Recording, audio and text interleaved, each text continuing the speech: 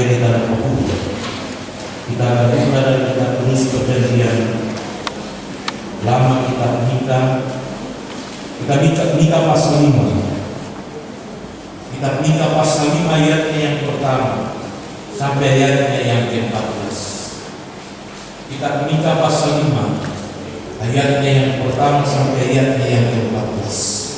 Dan sebelum kita mendengarkan bagian firman Tuhan, mari kita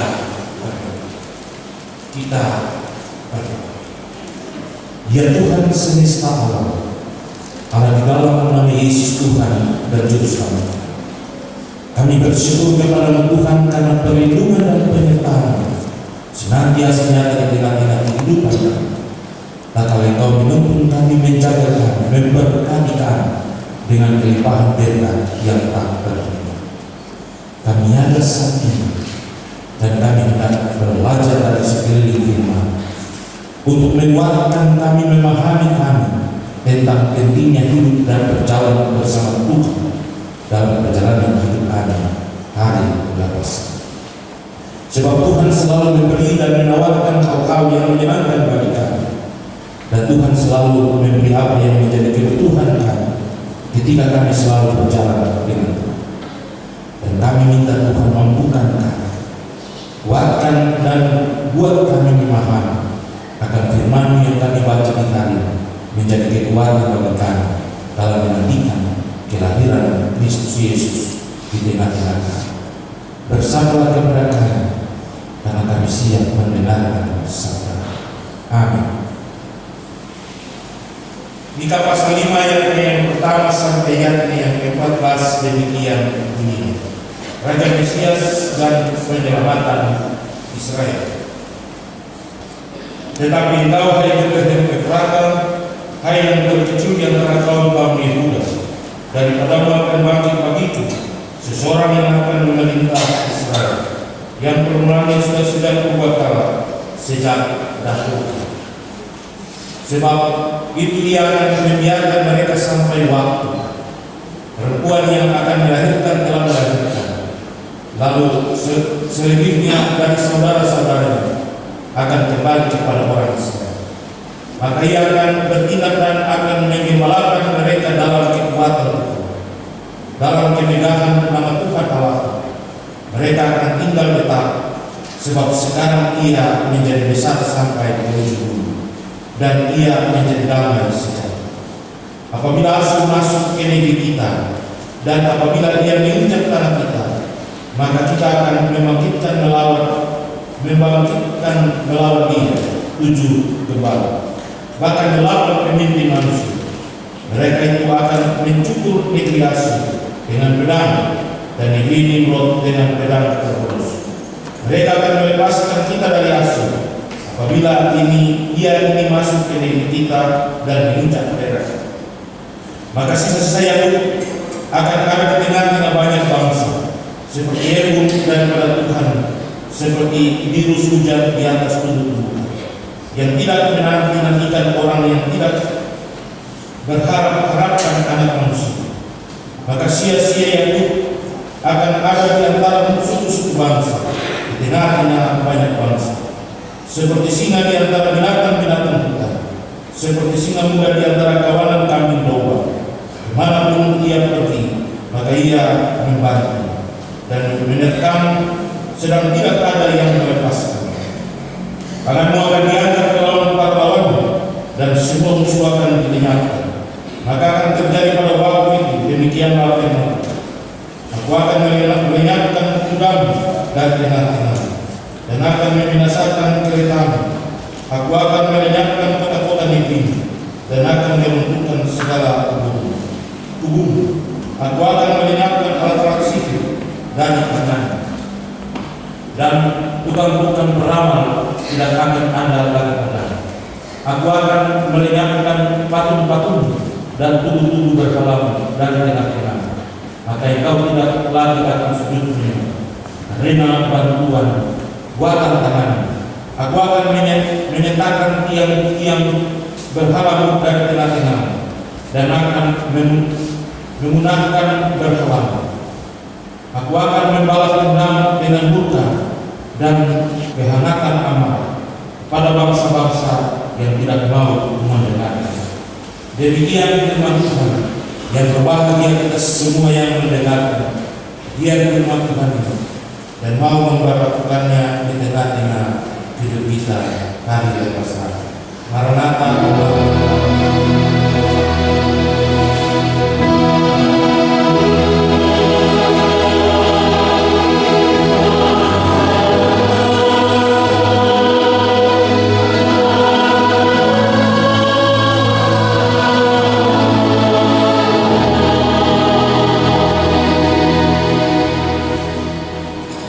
jemaat yang diberkati Tuhan, dari bacaan kita hari ini pasal 5 ayat 1 sampai 14, kita akan ada dalam sebuah catatan tema Bethlehem akan mendatangkan seorang yang memerintah Israel. Dalam bagian ini ada 3 hal penting yang akan kita pahami bersama dalam memasuki minggu Advent yang pertama, untuk memahami tentang bagaimana sebuah pengharapan orang-orang Israel akan adanya seseorang yang akan memimpin mereka, yang akan membebaskan dan melepaskan mereka dari segala macam situasi yang mereka alami di tengah-tengah pergumulan hidup yang mereka alami. Tiga bagian yang penting itu dari ayat 1 sampai ayatnya yang keempat, kita akan memahami tentang nubuat tentang seseorang akan datang dari Bethlehem Efrata yang akan memerintah. Kemudian ayat 6 sampai ayat yang ke-9, bagaimana ia akan memberi sebuah pengaruh yang luar biasa bagi orang-orang Israel, terutama tentang sisa-sisa umat Tuhan yang setia dan menjalani sebuah kehidupan bersama Tuhan, memiliki dampak yang luar biasa di tengah-tengah pergerakan dan perjalanan hidup. Kemudian ayat 10 sampai ayat yang ke-14 mengisahkan tentang bagaimana peranan Tuhan dalam segala kekuasaan yang ditunjukkannya, bukan saja kepada orang Israel, tapi juga kepada semua bangsa-bangsa yang ada di tengah-tengah dunia. Itulah sebabnya saya mengajak kita semua untuk mari kita sama-sama memahami bagian firman Tuhan ini. Yang pertama ayat 1 sampai ayatnya yang keempat tentang nubuatan bahwa seseorang akan lahir di Bethlehem Efrata dan ia akan memerintah Israel di tengah-tengah pergumulan dan perjalanan hidup mereka. Bapak Ibu, yang memerintah Israel adalah orang yang dari kemuliaan sejak purbakala ada, dan ia akan ada dan menjadi bagian dari sebuah tanggung jawab yang diterjang. Nubuatan yang disampaikan oleh Nabi Mika ini memberikan sebuah pengaruh yang cukup besar kepada orang-orang Israel dalam sebuah kehidupan yang mereka alami saat itu. Itulah sebabnya dalam bacaan ini dikatakan, tetapi engkau hai Bethlehem Efrata, engkau yang terkecil di antara kaum Yehuda, daripadamu akan bangkit bagiku seseorang yang memerintah Israel, yang permulaannya sudah ada sejak purbakala, sejak dahulu kala. Artinya Bapak Ibu, bagi Nabi Mika, ia menyampaikan ini sebagai sebuah semangat baru bagi orang-orang Israel, karena mereka ada dalam sebuah situasi yang sulit, dalam sebuah pergumulan hidup mereka. Kebuangan Babel, katakan bangsa asing juga ada dan menguasai mereka dan lain sebagainya. Tapi ternyata itu membangkitkan sebuah semangat bahwa ternyata Israel akan mengalami sebuah perubahan ini di tengah-tengah hidup mereka hari lepas hari, di mana dijelaskan tentang pemimpin yang akan memimpin orang-orang Israel dalam sebuah situasi yang ada, di mana pemimpin itu akan mendapatkan kekuatan dari Tuhan, kekuatan yang sangat besar, dan kekuatan itu akan mengalami sebuah proses yang mempengaruhi seluruh bumi ini. Kemudian pemimpin itu akan menjadikan damai sejahtera bagi semua orang ketika mereka akan ada dalam sebuah tanggung jawab untuk mengikuti pemimpin itu, dan pemimpin itu akan membebaskan orang-orang Israel dari penindasan asli. Ayat 2, ayat 3, dan ayatnya yang keempat, bahkan sampai ayatnya yang kelima. Itulah sepak terjang pemimpin yang lama di Bethlehem, tempat yang kecil yang dikatakan mereka bukanlah terkecil di tengah-tengah tempat itu, tapi mereka akan membangkitkan seseorang yang akan memimpin Israel di sepanjang perjalanan hidup ini. Kemudian yang kedua, ayat 6 sampai ayat yang ke-9, di situ menjelaskan tentang bagaimana sisa-sisa Israel yang ada di tengah-tengah banyak bangsa-bangsa, dan mereka akan ada dan dipimpin oleh Tuhan. Mereka akan ada dan tetap menjadi bagian daripada Tuhan, karena ketaatan dan kesetiaan mereka kepada Allah.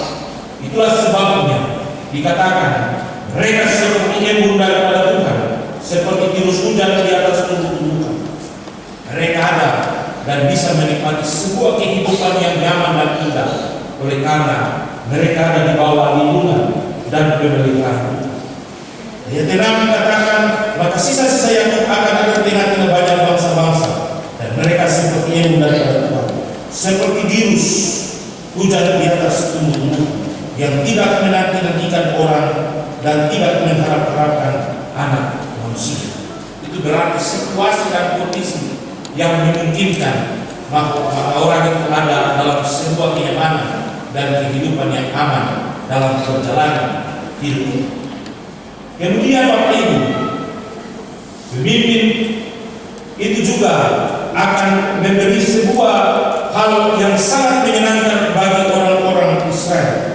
Dikatakan, maka mereka akan ada di tengah-tengah banyak bangsa, seperti singa di antara binatang-binatang hutan, seperti singa muda di antara kawanan kambing domba. Karena Tuhan akan memberi kekuatan, Tuhan akan menjaga mereka, dan Tuhan akan membuat mereka menguasai dan memberikan mereka sebuah kemenangan. Itulah yang diungkapkan oleh Nabi Mika dalam seluruh kehidupan orang-orang Israel di saat mereka menerapkan sebuah pertolongan dan kebebasan di tengah-tengah hidup mereka. Kemudian ayat 10 sampai ayat yang ke-14, Nabi Mika menyatakan kekuasaan Tuhan atas ciptaan, di mana Dia akan melenyapkan kota-kota, Dia akan melenyapkan sihir dan peramal-peramal, Ia akan melenyapkan patung-patung dan tugu berhala, Ia akan mengundangkan berhala, bahkan bangsa-bangsa yang tidak mau mendengarnya akan Ia hancurkan dengan amarah. Itulah kekuasaan Tuhan atas segala hal yang ada.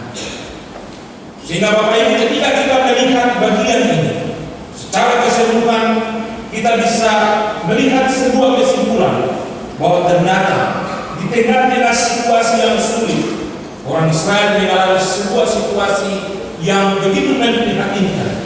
Ternyata Tuhan memberi seorang penolong baginya.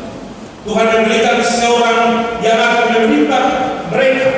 Tuhan memberikan seseorang yang akan mengangkat segala kehidupan yang mereka alami dari tidak ada pengharapan menjadi sebuah pengharapan yang besar, dan tidak ada semangat hidup mendapatkan sebuah semangat hidup untuk maju di tengah-tengah hidup ini. Dan semua itu terjadi oleh karena ketaatan dan kesetiaan. Sehingga Nabi Mika bilang, yang sisa-sisa itu berarti yang setia, yang taat dan benar-benar itu akan mendapatkan sesuatu yang luar biasa. Dan terakhir, Tuhan menunjukkan kuasanya, bahwa Ia yang berkuasa atas segala-galanya. Dia akan memberi dan melakukan sesuatu yang luar biasa bagi semua.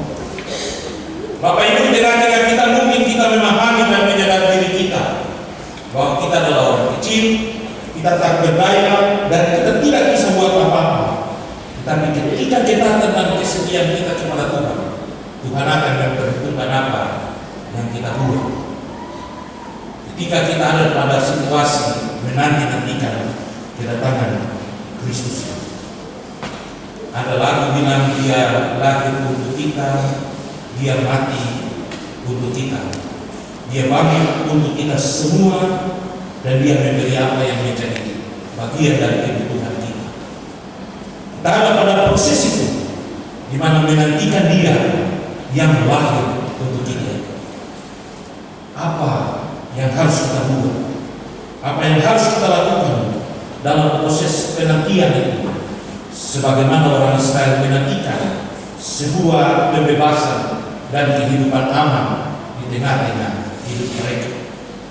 Tuhan mengajarkan dan mengingatkan kita bahwa di saat-saat penantian ini, Ia membutuhkan ketaatan dan kesetiaan kita dalam penyembahan terhadap diri. Ia mengharapkan ada sebuah pengharapan tulus yang kita tunjukkan kepadanya ketika kita ada dan hidup dalam kehidupan kita hari lepas hari.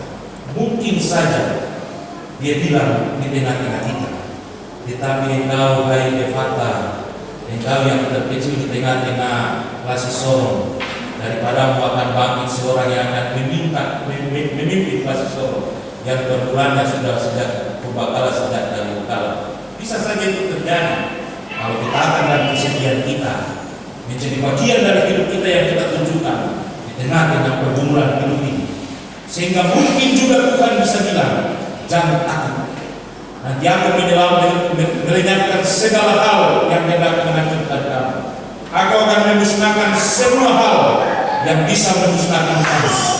Aku akan menjadi musuh orang-orang lain ketika kamu dihajar dan hendak dimusnahkan oleh mereka, karena engkau adalah bagian yang kukasihi karena ketaatan dan kesetiaan itu. Itu yang harus kita lakukan dan kita buat di tengah-tengah hidup ini.